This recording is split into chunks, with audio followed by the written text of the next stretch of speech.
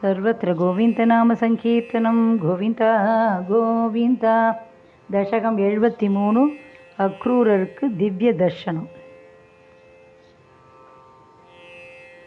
நிஷமய்யதவாதயானவார்த்தாம் भृशमार्ताः पशुपालबालिकास्ताः किमिदं गदन् विधीमाः समवेताः परिधेविधान्य कुर्वन् करुणानिधिरेष नन्दसूनुः कथमस्मान् विसृजेत नञ्जनाताः पदनः किमुदैवमेवमासीत् इति तास्त्वद्गतमानसा विलेबुः चरमप्रहरे प्रतिष्ठमानः सह पित्रा निजमित्रमण्डलैश्च परितापभरं निदम्भिनीनां शमयिष्यन् व्यमुचः सघायमेघम् अचिरादुभयामि सन्निधिं वो भविता साधुमयैव सङ्गमश्रीः अमृताम्भुनिधौ निमज्जयिष्ये धृतमित्याश्वसितावधूरकार्षीः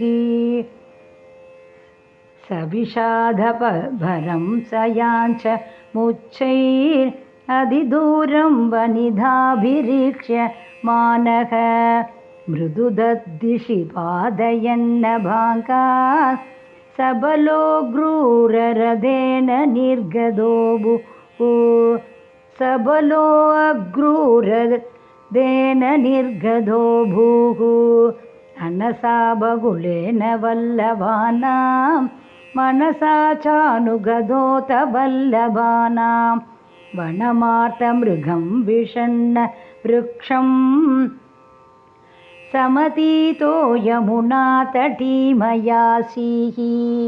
नियमाय निमज्जवारिणी त्वाम् अभिवीक्ष्यातरथे विगान्तिनेयः विवशो जनिकिन्विदं विभोस्ते ननु चित्रं तव लोघनं समन्तात् ननु चित्रं त्वव लोघनं समन्तात् पुनरेषु निमज्य पुण्यशाली पुरुषं त्वां परमं भुजङ्कभोगे हरिकम्बुकदाम्बुजैः स्फुरन्तं सुरसिद्धौघपरीतमालुलोके सददा परमात्मसौख्यसिन्धौ विनिमग्नः प्रणुवन् प्रकारभेदैः अविलोक्य पुनश्च हर्ष सिन्धो अनुभृद्या पुलकावृतो ययौ त्वां